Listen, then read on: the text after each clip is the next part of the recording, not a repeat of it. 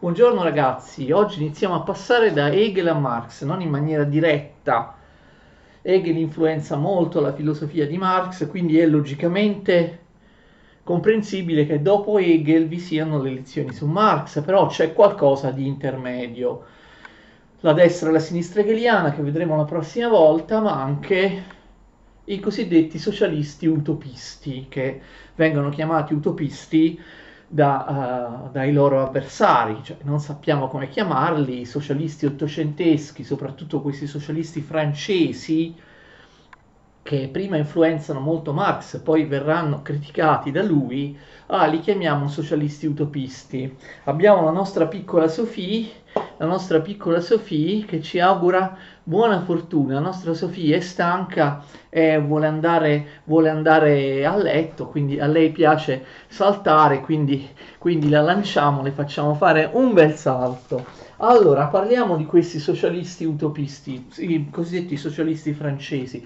Ce ne sono anche altri, oltre questi tre, ma di altri socialisti, vi ricordo, abbiamo parlato nelle lezioni di storia dell'Ottocento, in particolare di Blanqui, di Blanc, di, di Owen o di altri, della Fabian Society, oppure ovviamente di quelli della prima, della seconda internazionale, non interessa.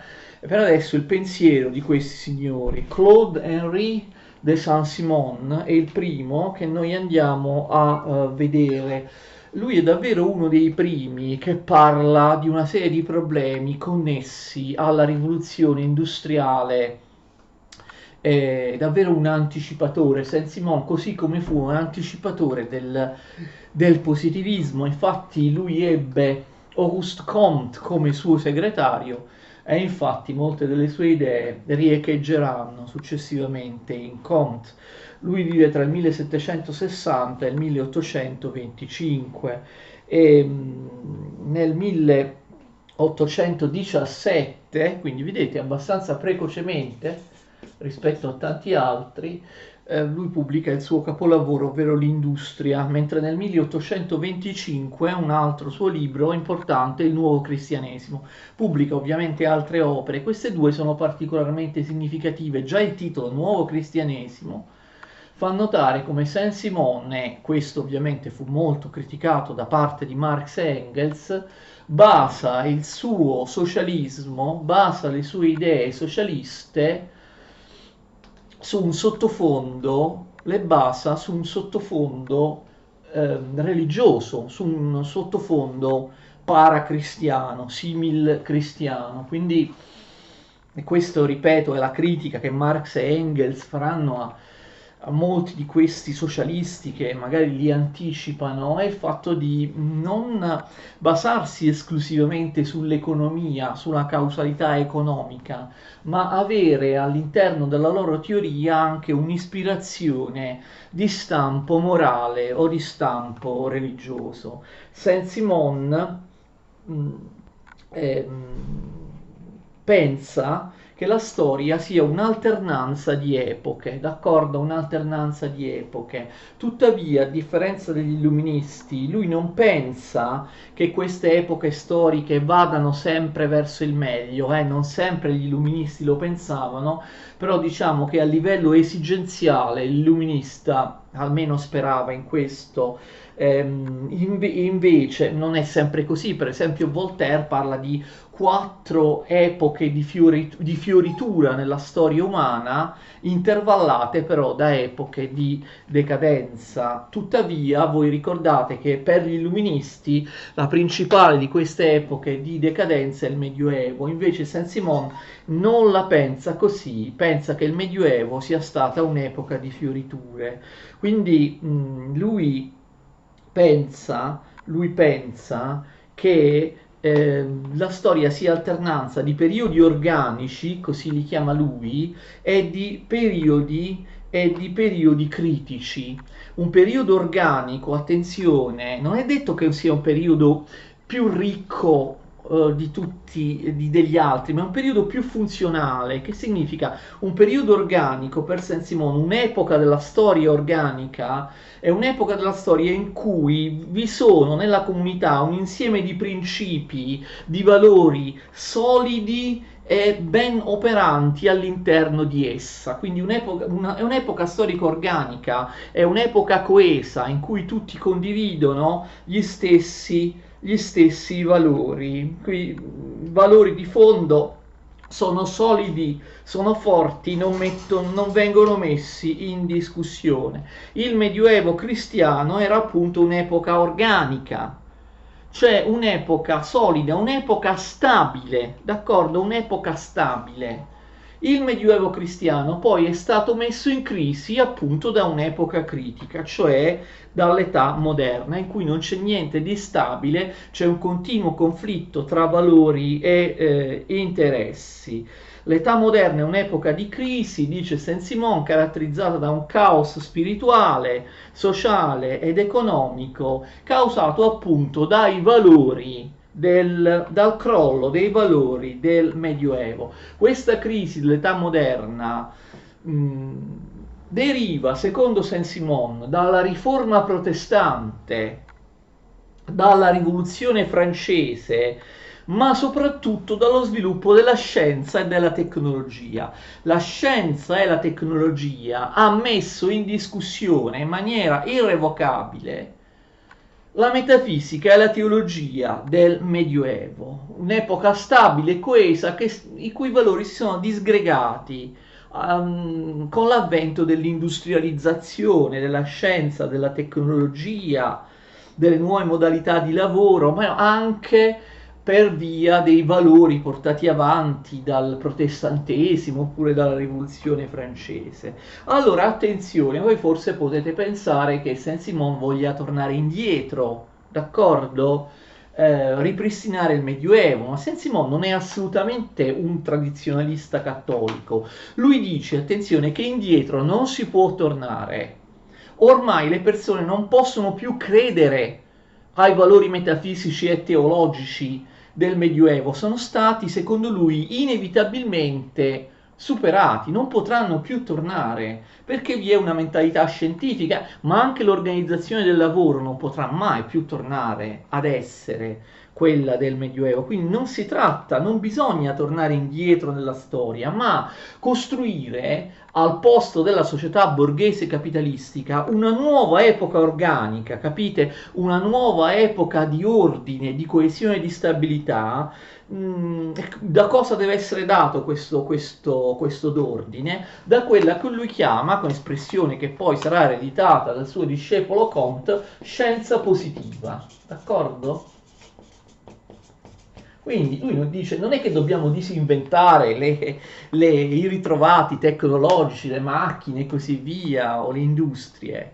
No, dobbiamo al contrario sfruttare l'industria, la tecnologia, la scienza in senso positivo. La scienza positiva per creare una nuova società organica in cui certo ci siano le industrie, le tecnologie e nuovi lavori, però che una società che dia sicurezza, lavoro, pace, prosperità a tutti, eliminando i conflitti, in cui non ci sia più lo sfruttamento, d'accordo, dell'imprenditore nei confronti del proletario. In questa società organica che lui vagheggia per il futuro, l'epoca della scienza positiva, il potere spirituale apparterrà agli uomini di scienza, capite? I nuovi sacerdoti saranno gli uomini di scienza, non più i preti del Medioevo, e invece il potere temporale, quello che è stato dei guerrieri del Medioevo, apparterrà agli industriali, d'accordo?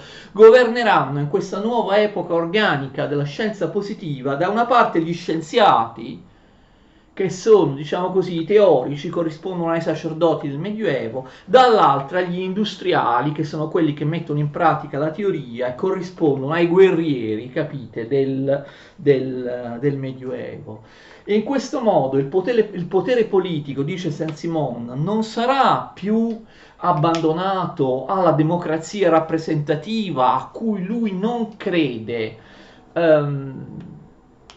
così come non ci crederà il suo discepolo Comte. È assurdo, dice Saint-Simon, che i politici vengano eletti tra gli avvocati, tra i letterati o comunque tra quelli che fanno più promesse alla gente, che sono più simpatici, d'accordo? Il potere politico non deve più appartenere al capriccio delle circostanze. Il potere politico deve passare a chi se ne intende, a chi davvero sa far funzionare la società nel migliore dei modi, anche se non vengono eletti democraticamente, non fa niente, hanno le competenze per organizzare la società. Quindi scienziati, tecnici, produttori devono avere il potere politico. In questo modo la scienza non servirà più per sfruttare e arricchire soltanto alcuni.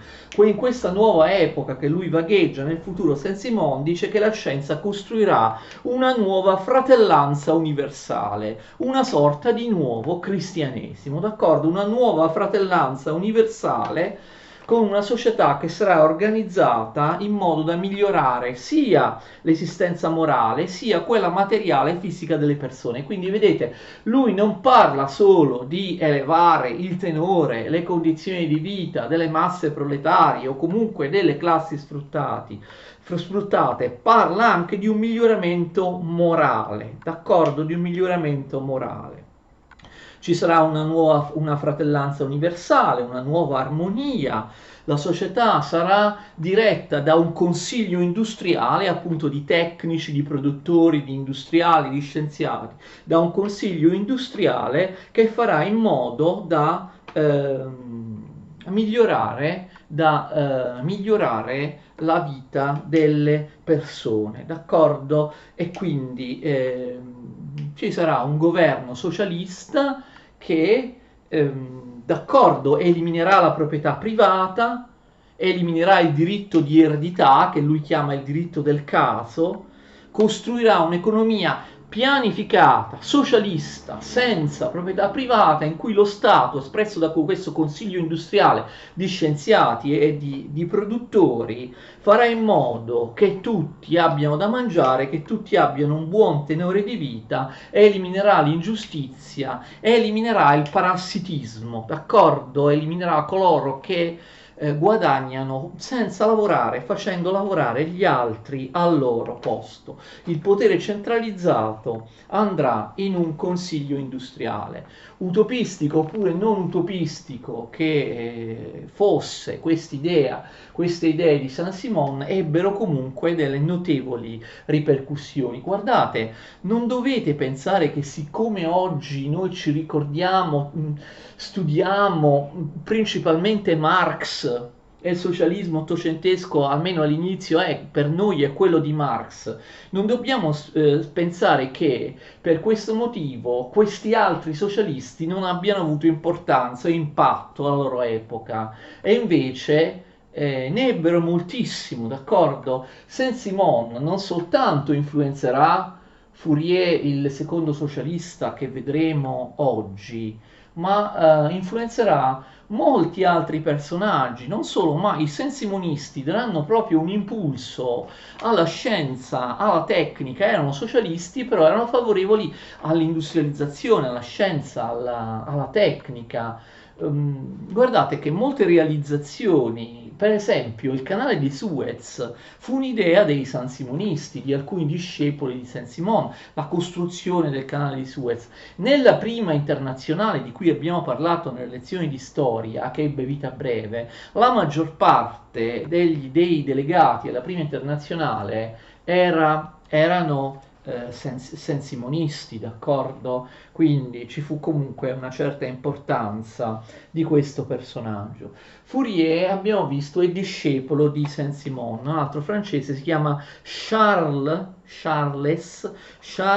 Fourier, d'accordo?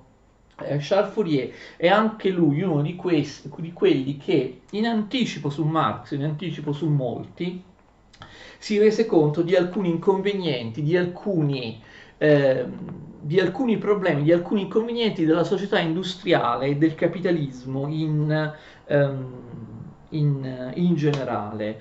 Fourier ce l'ha proprio con la civilizzazione, quella che gli illuministi non solo chiamavano civilisation e consideravano una cosa buona, un'idea di progresso, d'accordo? La civilizzazione è qualcosa che ha migliorato o che comunque si spera che in futuro debba migliorare la condizione degli esseri umani. Invece proprio Charles Fourier dice che la civiltà in realtà accresce la miseria per via della libera concorrenza. Quindi lui, anche lui un socialista, dice che il mercato, la libera concorrenza, il libero commercio, il liberismo economico, il fatto di affidare le transazioni economiche alla legge della domanda e dell'offerta sono tutte cose che in realtà provocano squilibri di ricchezze, sfruttamento e miseria. Infatti, dice Fourier, le merci, passando di mano in mano, aumentano di prezzo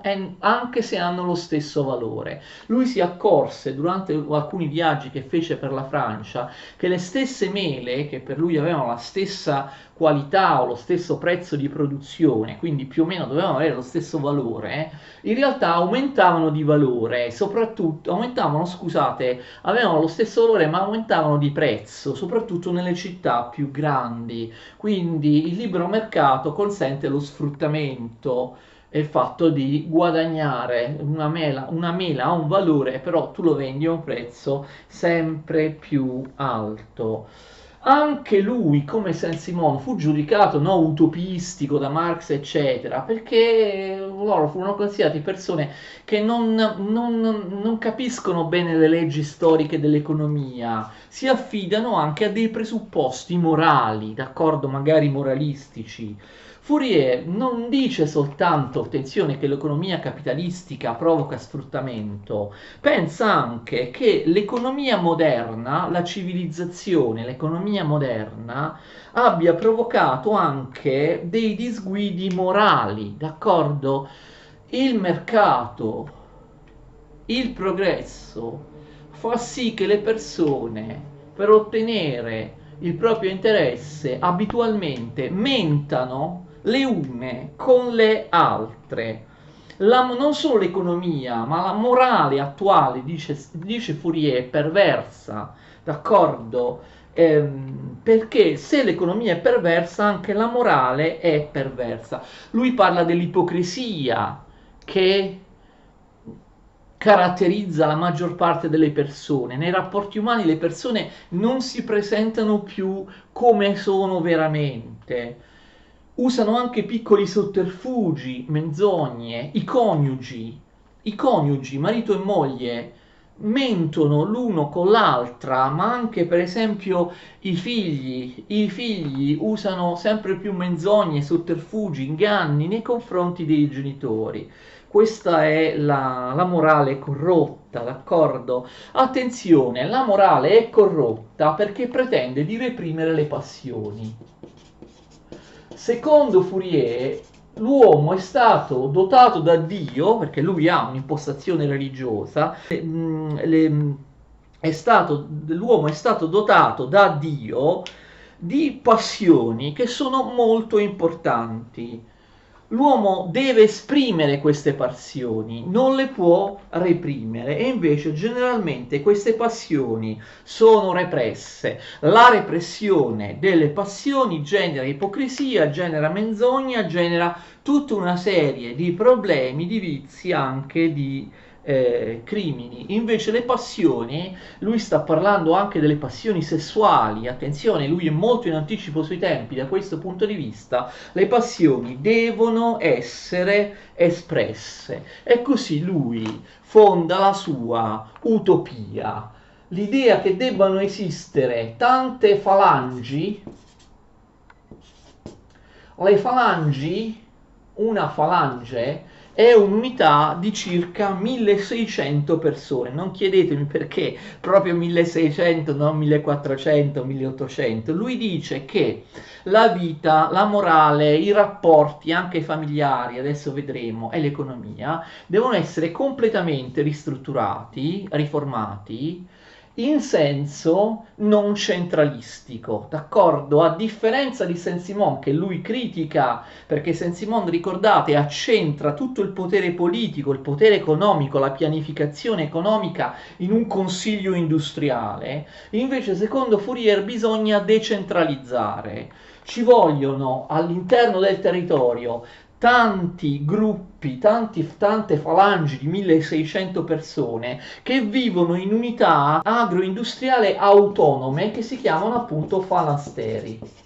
Quindi il falasterio è l'unità economica e politica dove vive ogni falange di 1600 persone, quindi piccoli gruppi che vivono in maniera autonoma l'uno dall'altro e distaccati questi gruppi l'uno dall'altro. Questo non vuol dire ovviamente che non possano avere dei rapporti tra di loro, ma devono essere, attenzione, autonomi, ognuno di loro del tutto autonomi rispetto agli altri. Non possono, per esempio, attenzione, commerciare, fare scambi commerciali l'uno con l'altro. Quindi la falange, questo gruppo di 1600 persone che vivono in un falasterio, è questa unità agroindustriale, agricola industriale, dove la vita e la produzione economica sono completamente modificate rispetto alla società borghese capitalistica. Somigliano un po' a delle comuni. Sapete le comuni, le cosiddette comuni hippie, le comuni hippie degli anni 60-70 dello scorso secolo, quelle portate avanti e messe in pratica, no, da certi movimenti di contestazione giovanile, no, negli anni 60, dopo il 68 e prima, movimenti di cosiddetta controcultura, no, di contestazione giovanile, movimenti di quel tipo che rifiutavano la vita borghese e la produzione borghese. Questi falasteri di Fourier, vedete com'è in anticipo sui tempi, lui è stato considerato un geniale anticipatore di quelle che voi ne avete sentito parlare, le cosiddette comuni, d'accordo? Le cosiddette comuni in cui tutti sono uguali, in cui tutti vivono in comune, appunto dove non c'è proprietà privata, tutto, è all'interno tutto è in comune all'interno del falasterio. Ed è, se la vediamo, magari proprio una vera utopia, anche divertente, però insomma, un'utopia. Nel falasterio donne e uomini sono uguali, questo è un'utopia apprezzabile per quei tempi in cui la donna purtroppo era sottomessa da tutti i punti di vista ed era considerata inferiore agli uomini. Donne e uomini sono uguali, anche la famiglia, che è considerata appunto fonte di ipocrisia e menzogna, la famiglia è abolita, d'accordo? La famiglia è abolita, si pratica il sesso libero, non sto scherzando ragazzi, la famiglia è abolita, si pratica il sesso libero, i figli nascono lì dove nascono, non ci può essere un'esclusività di coppia e di sentimenti, non esistono coppie, neanche non sposate, non esistono famiglie, tutti si accoppiano con tutti o comunque con chi vogliono, quando i bambini nascono vengono allevati in comune, d'accordo, da tutti gli adulti della comune, tutti li chiamano figlio o figlia e tutti i bambini chiamano papà o mamma, quelli che hanno circa 30 anni più di loro nella comune. Voi forse state ridendo, ma guardate che nel comunismo platonico, perlomeno a livello, no, delle classi superiori, dei filosofi governanti e forse anche dei guerrieri, ne abbiamo parlato nelle mie video lezioni di Platone, nel comunismo platonico la cosa era davvero analoga, però nel comunismo platonico c'era comunque una gerarchia tra le varie classi e il comando assoluto di una classe nei confronti delle altre due. E inoltre c'erano delle leggi molto dure, restrittive, molto paternalistiche. Qui invece ci deve essere un'armonia spontanea, secondo Fourier. C'è la totale libertà sessuale, l'abbiamo visto, i bambini sono allevati dalla comunità. Guardate che in certe comune hippie, soprattutto negli Stati Uniti, negli anni 60, davvero funzionava così. Se vedete il musical Hair, famoso film della controcultura hippie, che poi è diventato un film famoso che prima era un musical, no? Che si chiama Hair. Lì vedete davvero queste cose. quindi la sessualità viene completamente liberata, ognuno la può esprimere come vuole, in maniera libera e in maniera promiscua. Anche la prostituzione, pensate, viene legalizzata e anzi onorata. La prostituzione è legittima e rispettabile. Le prostitute nei falasteri di Fourier vengono considerate delle benefattrici, delle lavoratrici che davvero, cioè, sono delle benefattrici dell'umanità. E poi anche il lavoro non è coatto, d'accordo? Nessuno è vincolato a un lavoro specifico, a un salario, ad un orario di lavoro, a delle condizioni di lavoro, a un contratto. Tutte queste cose non esistono, d'accordo? Non esiste neanche più il denaro, non esiste la proprietà privata. L'idea di Fourier è quella di trasformare il lavoro in un gioco, per quanto sembri strano. Il lavoro deve essere qualcosa che viene portato avanti, che viene realizzato autonomamente, spontaneamente, con gioia.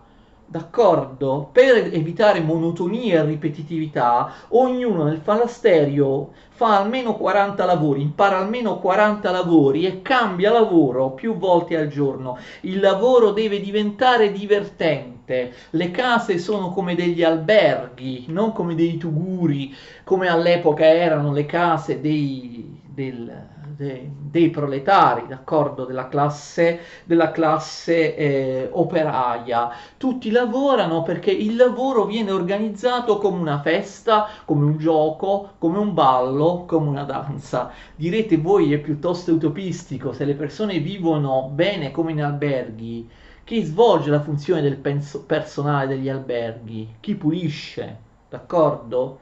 Ci saranno pure delle fogne, dei lavori, diciamo, difficili, umilianti, bisogna raccogliere la spazzatura, chi lo fa? La cosa singolare è che Fourier dice che lo fanno i bambini perché i bambini si lavorano, si divertono quando sguazzano nella sporcizia. Quindi per lui i lavori spiacevoli o sporchi, per esempio pulire le fogne, vengono affidati ai bambini perché i bambini si divertono. Il lavoro è tutto un gioco, ognuno produce ciò che vuole, quando vuole. Ognuno produce ciò che gli piace, ognuno produce in base alle proprie possibilità, ognuno riceve in base ai propri bisogni, d'accordo? Una formula che sarà poi ripresa da Marx. Sembra un'utopia, ma insomma, Fourier pensa a questo, appunto, capite, devono esistere, questi falastri devono essere isole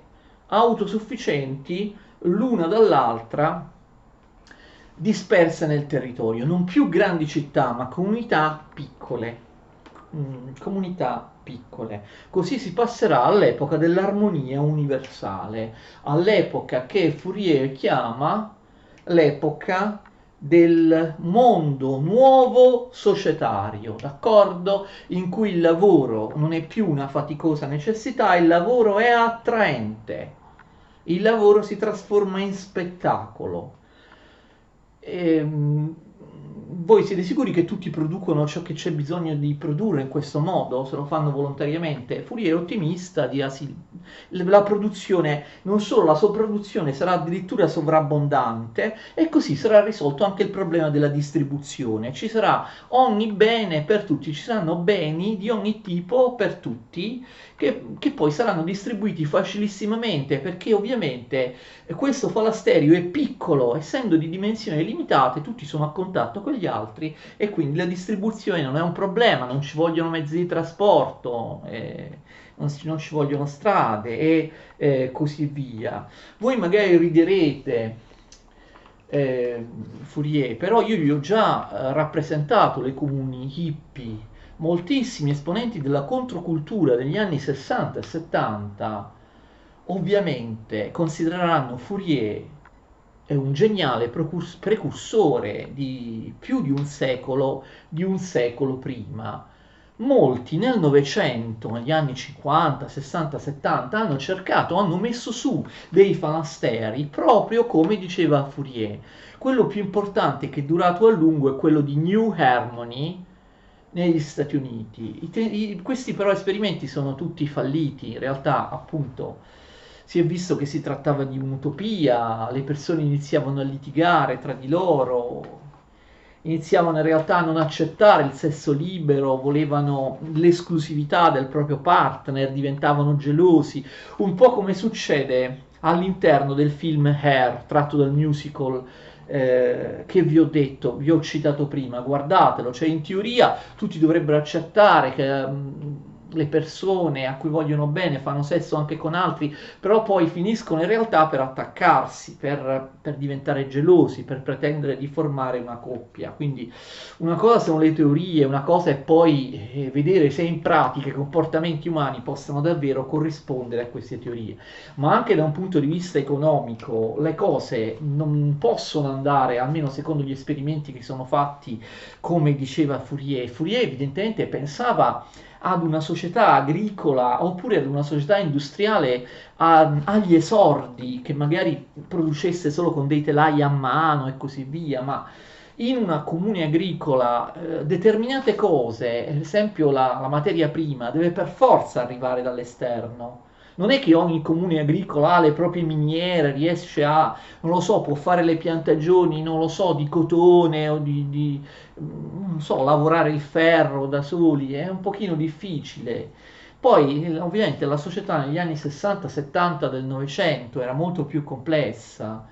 Se qualcuno aveva bisogno di una medicina, di un medico, cosa faceva? I medici venivano istruiti all'interno della comune stessa, no? Doveva per forza, ovviamente, uscire dalla comune. Quindi, vedete, esistono ancora delle cosiddette comuni. Quella più famosa è quella di Cristiania, no? Cristiania, dove si trova a Oslo o a Copenaghen, non mi ricordo, a Copenaghen, no? C'è questa comune di Cristiania, i turisti entrano a visitarla, cioè ovviamente quelli che vivono a Cristiania rispettano delle regole, hanno alcune cose in comune, sicuramente anche il modo, le relazioni umane sono diverse da quelle borghesi, ma questo può avvenire fino ad un certo punto.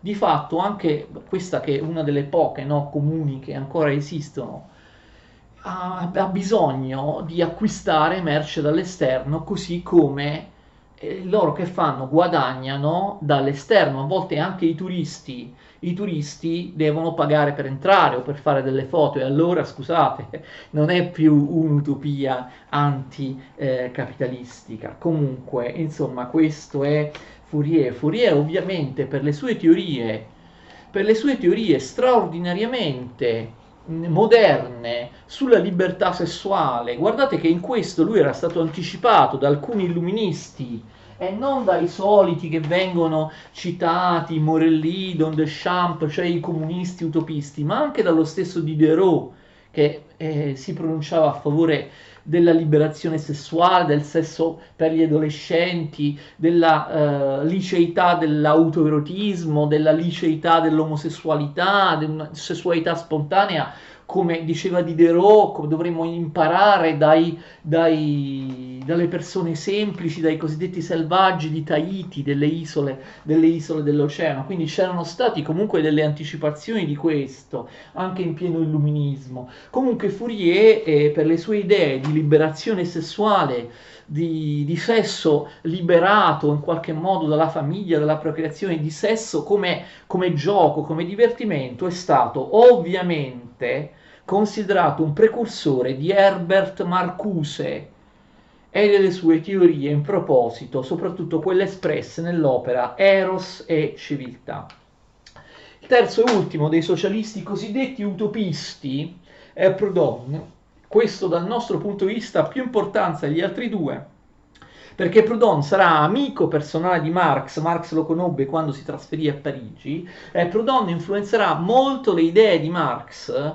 Marx romperà con Proudhon dopo aver rotto con tutti gli altri, però Marx resterà fedele a Proudhon fino a quando sarà possibile, quando poi ovviamente Marx avrà elaborato con precisione il suo sistema che prevedeva l'abolizione della proprietà privata. Marx romperà intellettualmente e personalmente il suo rapporto con Proudhon. Il problema di Marx è che appunto Proudhon non era propriamente contrario alla proprietà privata. Vediamo, Proudhon scrive un famoso scritto, ne scriverà tanti altri, ve li andate a vedere sul libro se volete i nomi di tante opere di Proudhon. Io vi dico solo, diciamo, quella, insomma, quella che molti ricordano, no? Che cos'è la proprietà? Nel 1840 lui scrive che cos'è la proprietà e dà la famosa risposta: la proprietà è un furto, che detta così è ingannevole, perché appunto sembrerebbe che Proudhon voglia abolire ogni diritto di proprietà.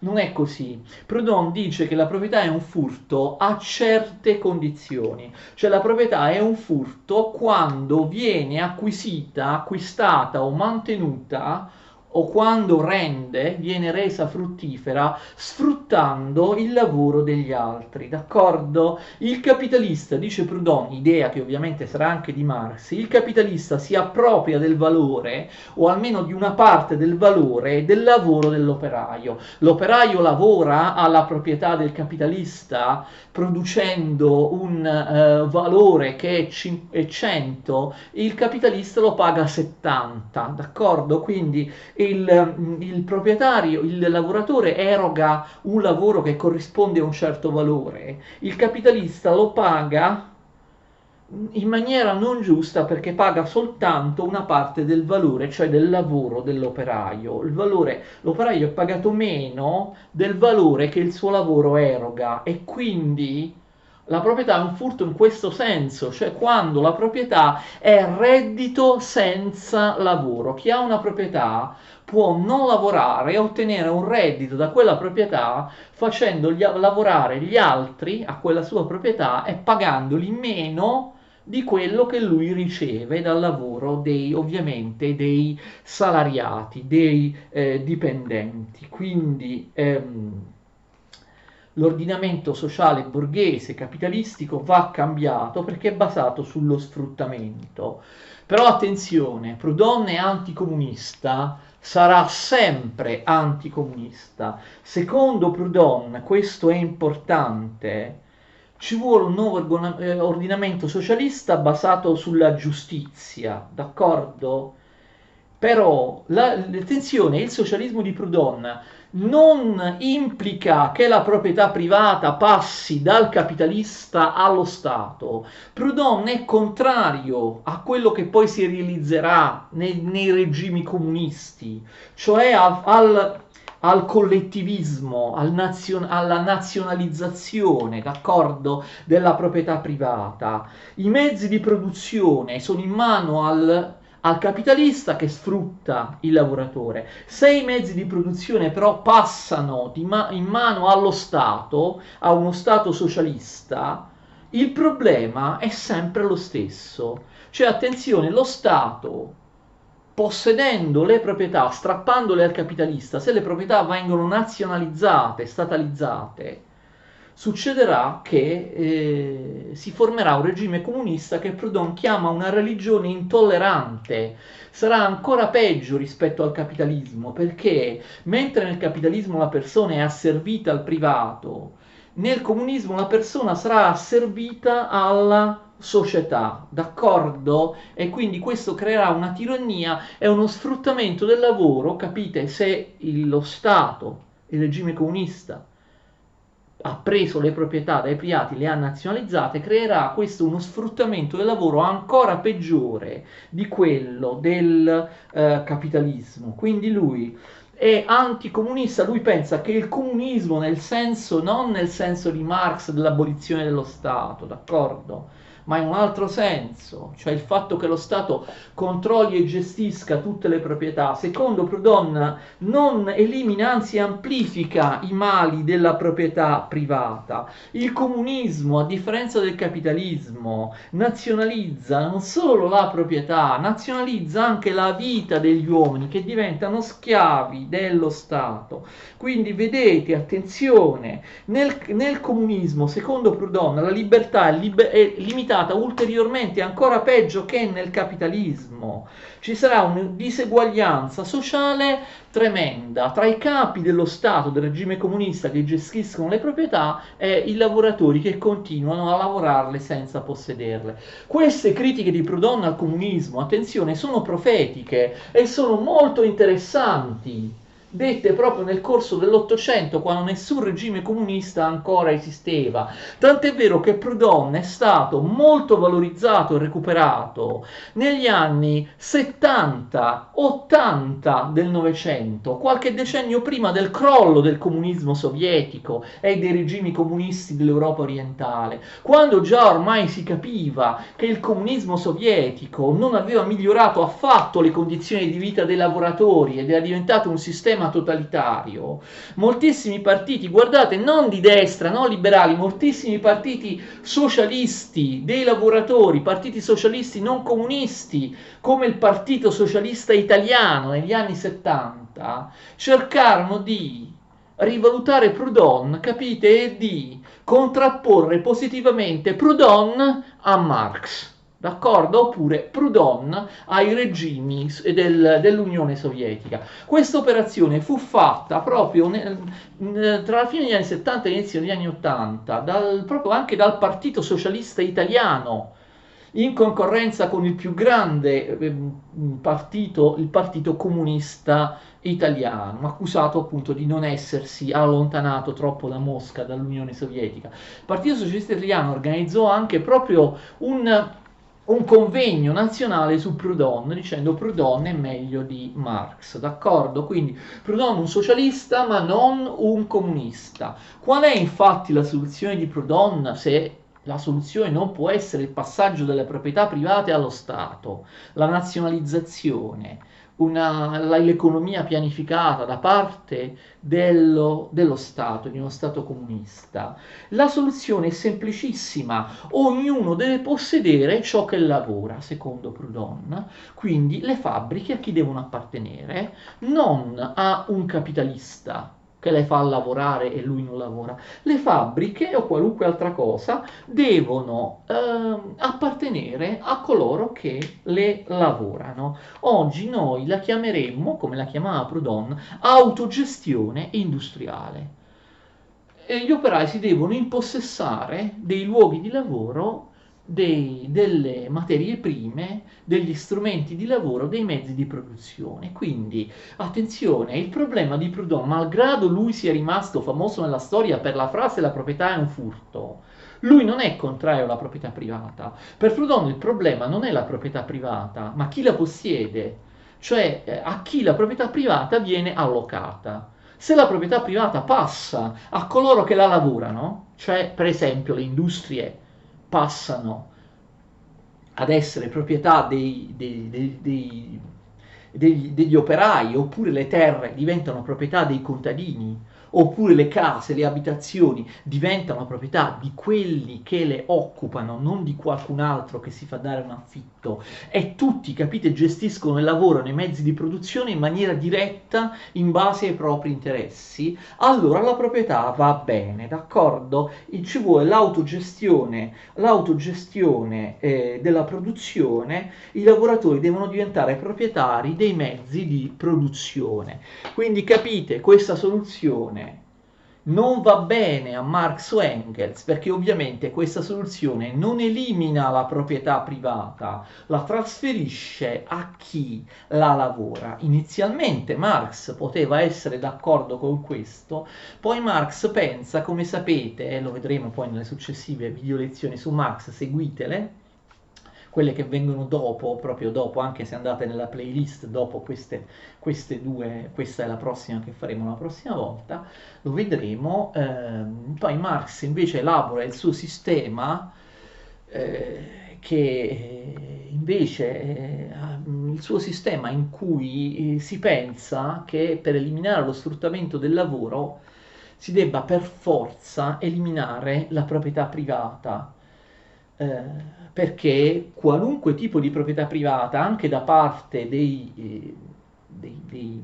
degli operai stessi, secondo Marx produce sfruttamento. Cioè, secondo Marx, se tu dai la proprietà delle industrie agli operai, la proprietà delle terre ai contadini, questi operai o questi contadini sfrutteranno qualcun altro, cioè diventeranno a loro volta capitalisti, perché avendo in mano un mezzo di produzione, nessuno, a differenza di quello che dice Proudhon, ci assicura che continueranno a lavorarlo essi stessi. Potranno benissimo farlo lavorare dagli altri, perché questo è insito, intrinseco nella proprietà privata. Per Marx la proprietà privata automaticamente genera sfruttamento, non perché il proprietario, il capitalista sia cattivo, ma perché l'esistenza stessa della proprietà privata automaticamente dà luogo a un genere di economia che produce sfruttamento.